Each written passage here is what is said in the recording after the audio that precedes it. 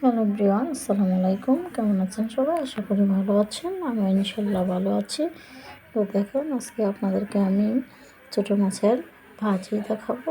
ছোটো মাছের ভাজি তৈরি করা রেসিপি। ছোটো মাছ পোড়া পোড়া যাকে বলে, তাই একেবারে ছোটো না, একটু বড় বড়, তাই সেগুলিটা পোড়া পোড়ার মধ্যে ভাজি করবো, পেঁয়াজ করবো। তাই এটার মধ্যে এখন আমি মশলা দিয়ে দিই। প্রথম হচ্ছে যে হলুদের ফাঁকি দিয়ে দিলাম পরিমাণ মতো। তারপর হচ্ছে যে মরিচের ফাঁকি দিয়ে দিলাম মতো। তারপর হচ্ছে ধনিয়ার ফাঁকি দিয়ে দিলাম, দিয়ে এই যে পরিমাণ মতো। তারপর হচ্ছে লবণ দেব, যেহেতু অল্প সেহেতু আমি অল্প অল্প দিয়েছি, সবগুলো অল্প পরিমাণের মাছ সেহেতু আমি এখানে দিয়েছি। এখন আমি কাটার খোঁজ দেব, এটাতে কাটার খোঁজ অ্যাড করবো। আমি কাটার খোঁজটা দিয়েছি। এখন আমি এটাকে মেখে তারপর 1 মিনিট রেখে তারপর এটাকে ভাজি করবো। সবসময় মনে রাখবেন যে মাছটা যদি ভাজি করেন তাহলে মাছটাকে মেখে 1-2 মিনিট রাখলে মাছটা বেশি স্বাদ হয়। তাই জন্য এটাকে রাখলাম। এখন এটাকে 1-2 মিনিট যখন রাখবো তখন এটা সুস্বাদুটা বাড়বে, মাছের ভিতরে এটা যাবে। তাই এই যে আমি এটাকে দেখেন এটাকে মেখে রাখলাম। এখন আমি এটাকে পোড়া করবো, ভাজি করবো। এটাই এখন এটাকে ভাজি করবো করাতে। এখন আমি এটাকে দিয়ে দেব রেসিপিটা।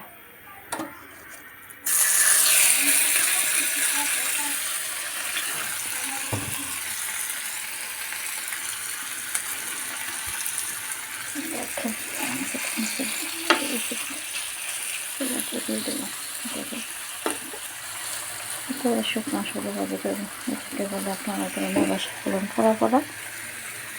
এটা করবো আমি এখন, ভাজি করবো খাওয়ার জন্য। এখন দিয়ে দিলাম। এটা বেশিটাকে দিলে হবে না, পড়ে যাবে। অল্প করে দিতে হবে, কমও না বেশিও না। সেটা এখন আমি কিছুক্ষণ পরে আবার দেখেন বন্ধুগণ, এখন আমি বাকিটাকে উল্টে দেবো আস্তে আস্তে, কারণ বেশি যদি নাড়াচাড়া করি তাই ভেঙে যাবে, তারপরে স্বাদ থাকবে না। এটাকে আস্তে আস্তে উল্টাতে হবে। আমি আস্তে আস্তে উল্টে দিলাম, যেটা না ভেঙে যায়। আর এটা এরকম ইয়েতে করতে হবে যাতে করার মধ্যে না লাগে, এটা ভাড়াতে করতে হবে। আমি এটা দিলাম যাতে না লাগে। সেখানে আমি কিছু ফোড়ন দিয়েছি, ফোড়ন দিয়েছি হচ্ছে মরিচের ফাঁকি, হলুদের ফাঁকি, ধনিয়ার ফাঁকি, লবণ, কাটা সব তার উপকরণ দেবো। আর একটু হয়ে গেলে তারপর দেবো। এটা কিন্তু রাখতে হবে না, এটা কিন্তু এমনি ভাজা ভাজা হয়ে যাবে, মচমচ করবো। দেখেন বন্ধুরা, কিন্তু এখন একটু পেঁয়াজ করে দেবো যাতে এটা খাইতে ভালো লাগে। দেখুন আমার একটা মাছে কিন্তু ভাঙবে না, এটার মধ্যে পেঁয়াজ করে দেবো। পেঁয়াজ করে দেবো, পেঁয়াজটা হালকা হবে। হয়ে গেছে আমার রেসিপিটা প্রায়। দেখুন আমাদের শেষ মুহূর্তে আমি ধনিয়া পাতা অ্যাড করবো।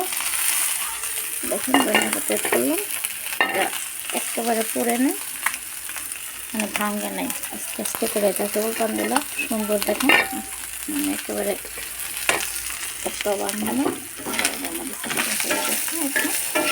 এখন আমরা দিয়ে ফেলবো। এটা ওখানে একখানে দিয়েছি। আপনারা এই ছোটো মাছ এখন কিন্তু যেহেতু পানির পরিমাণটা কম, সেহেতু ছোটো মাছের পরিমাণটাও বেশি। তো আপনারা সবাই ছোটো মাছ আনবেন, সবসময় আমার ডাক লাগবে ছোটো মাছ আনবেন এবং খাবেন। কথার আছে যে অতি মেলায় মেলায় ছোটো মাছের মাথা খান, বিকাশ বাতান। তাই জন্য ছোটো মাছ আনবেন, নাড়াতে রান্না করবেন এবং খাবেন, এবং আমাকে কমেন্ট করে জানাবেন সেরকম উঠিয়ে পরিবেশন করুন। দেখেন বন্ধুগণ, মার ছোটো মাছের ভাজি হয়ে গেছে। এটাকে ছোটো মাছের ভাজি বলা হয়, আপনারা গ্রাম্য ভাষাতে এটাকে বলেন যে পোড়া পোড়া। আমি একটু বড় মাছ দিয়ে করলাম। দেখেন ধনিয়া পাতা অ্যাড করলাম, কি সুন্দর মেল আসছে, দেখতে কত সুন্দর দেখাচ্ছে। এবং রান্নারও করলা কৌশল আছে, সব মিলিয়ে রান্নাটা আসলে মানে রান্না সুস্বাদু হওয়ার কারণটা হচ্ছে সব মিলিয়েই হয়, পরিষ্কার পরিচ্ছন্নতা, রান্নার কলা কৌশল। তো আপনি এভাবে সবাই রান্না করবেন এবং খাবেন এবং আমাকেও কমেন্ট করে জানাবেন। সবাই ভালো থাকবেন, আল্লাহ হাফেজ।